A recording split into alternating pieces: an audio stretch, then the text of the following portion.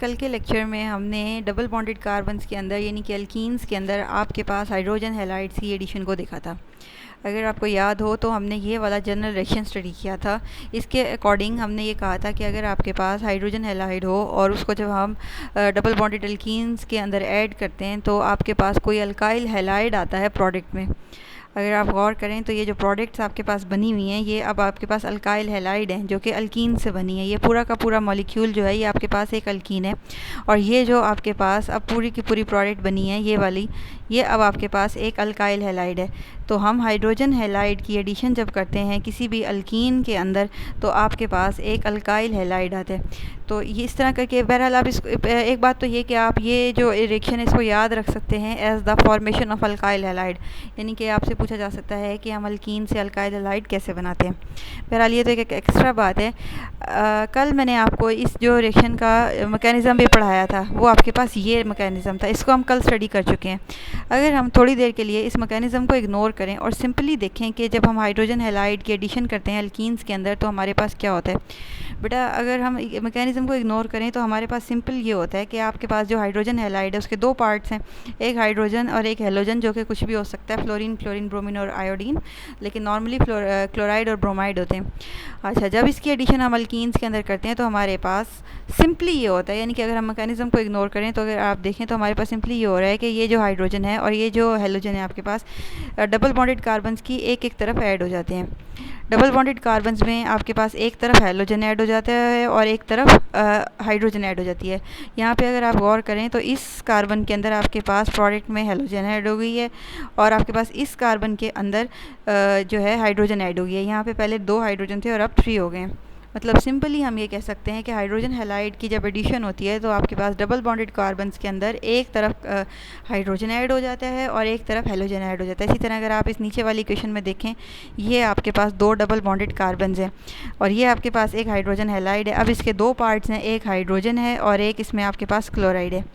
और जब आपने इसकी इसमें एडिशन करवाई है तो आपके पास एक कार्बन के अंदर, हम इसको कार्बन नंबर 1 कह लेते हैं और इसको कार्बन नंबर 2 कह लेते हैं, तो आपके पास कार्बन नंबर 1 के अंदर हाइड्रोजन ऐड हो गया है और कार्बन नंबर 2 के अंदर क्लोराइड ऐड हो गया है। मतलब कि मैं आपको ये कहना चाह रही हूँ कि हाइड्रोजन हैलाइड की अगर हम सिंप्लीफाई करें और सिंपल टर्म्स में देखें कि आपके पास हो क्या रहा होता है तो रिएक्टेंट और प्रोडक्ट में ये फ़र्क होता है कि जो आपके पास हाइड्रोजन हैलाइड होता है उसका हाइड्रोजन एक कार्बन के साथ ऐड हो जाता है और उसका जो हैलाइड है वो दूसरी कार्बन के साथ अटैच हो जाता है। अच्छा, जो आज हमने स्टडी करना है वो काम बड़ा सिंपल है, तो आपने ध्यान से सुनना है तो आपको बड़ी आसानी से समझ आ जाएगा। हमने ये देखना है, यहाँ तक तो हमें बात समझ में आ गई कि जी ठीक है, दोनों तरफ आपके पास एक तरफ हाइड्रोजन ऐड हो गया और एक तरफ हैलाइड। अब हमने ये देखना है कि हमारे पास किस कार्बन के पास हाइड्रोजन ऐड होगा और किस कार्बन के ऊपर हमारे पास जो है हैलाइड ऐड होगा।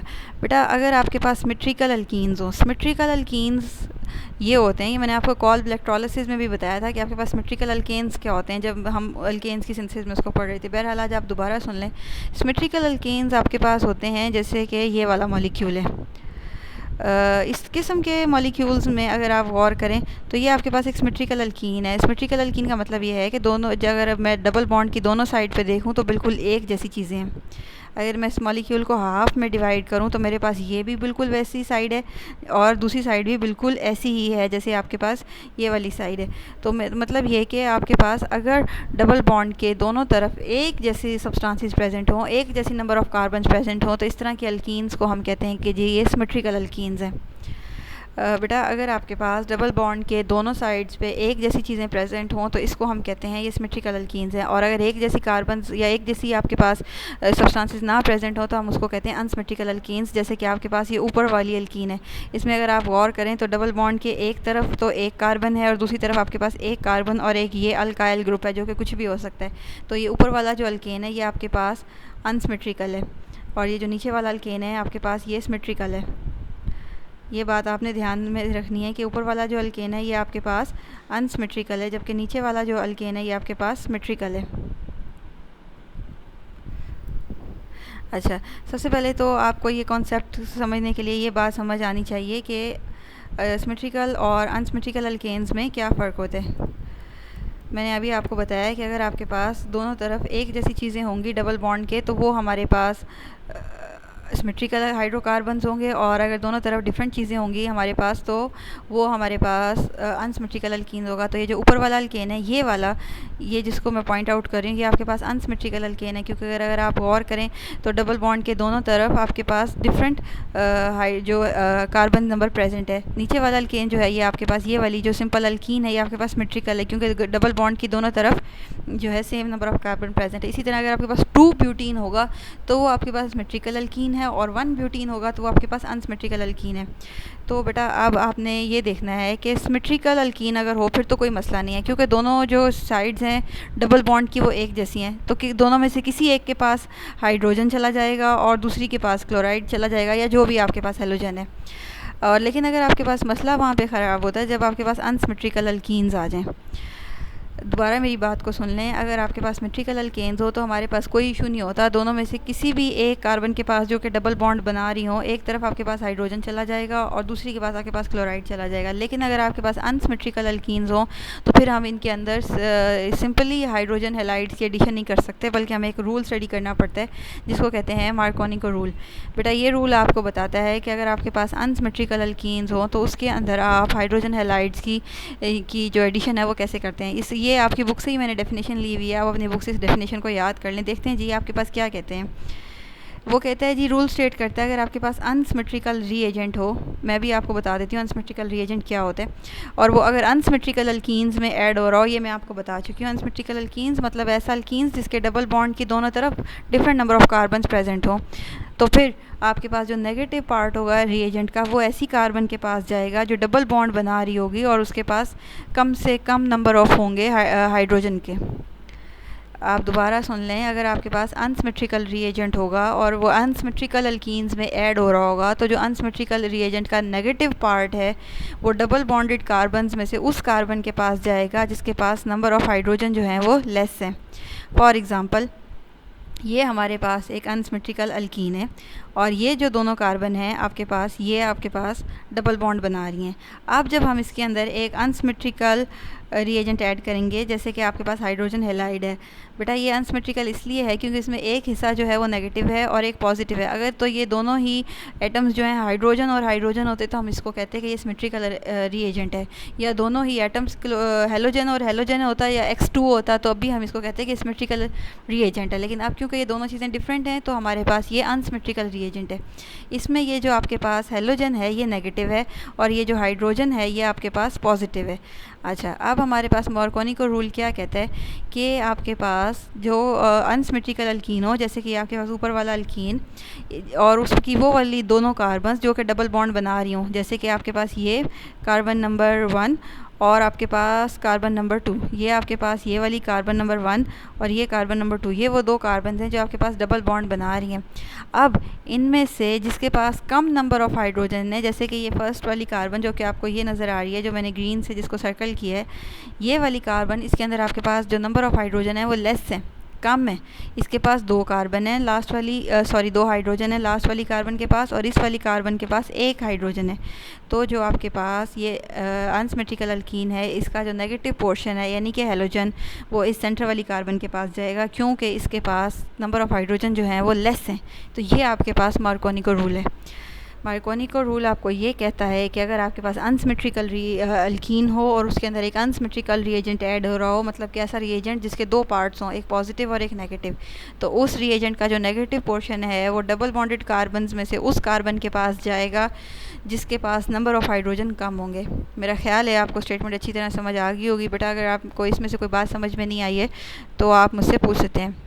अच्छा, अब मैं आपको मज़ीद क्लियर करने के लिए ये आपकी बुक में एक एग्ज़ाम्पल दी हुई है, वो ये है, इसको देखिए। ये आपके पास एक अनसिमेट्रिकल अल्कीन है। अनसिमेट्रिकल इसलिए, आप देखें ये आपके पास डबल बॉन्ड है और डबल बॉन्ड की एक तरफ आपके पास सिर्फ 1 कार्बन है और दूसरी तरफ आपके पास 2 कार्बन हैं। तो ये इस तरह के अल्कीन्स जो होते हैं हमारे पास, ये अनसिमेट्रिकल अल्कीन्स हैं। और रिएजेंट तो हमारे पास है ही अनसिमेट्रिकल, क्योंकि इसका एक हिस्सा, ये जो ब्रोमाइड है ये नेगेटिव है और ये जो हाइड्रोजन है ये पॉजिटिव है। तो ये अनसिमेट्रिकल अल्कीन है और अनसिमेट्रिकल रिएजेंट है। जब ये दोनों ऐड होंगे तो हमारे पास मार्कोनी का रूल अप्लाई होगा। अच्छा, अब बेटा देखें, अगर आप गौर करें तो हमने कहा है कि मार्कोनी रूल में कि आपके पास जो किसी भी चीज़ का नेगेटिव रिएजेंट है वो उस कार्बन के पास जाएगा जिसके पास नंबर ऑफ़ हाइड्रोजन लेस हैं। तो इन दोनों में से इसके पास, ये वाली जो कार्बन है, इसके पास आपके पास अगर आप गौर करें तो हाइड्रोजन जो है वो कम है, एक हाइड्रोजन है। और इसके पास अगर आप देखें तो ये इसके पास दो हाइड्रोजन है। तो हमारे पास ये जो ब्रोमाइड है ये इस CH के साथ अटैच होगा और जो हाइड्रोजन है वो इस CH के साथ अटैच होगी। अच्छा जी, अगर आप ये वाली प्रोडक्ट बनाएं जिसमें हाइड्रोजन आपके पास कार्बन नंबर, इसको हम कार्बन नंबर 2 कह लेते हैं मार्कोनी रूल के मुताबिक, कार्बन नंबर 2 में, और इसको हम कार्बन नंबर 1 कह लेते हैं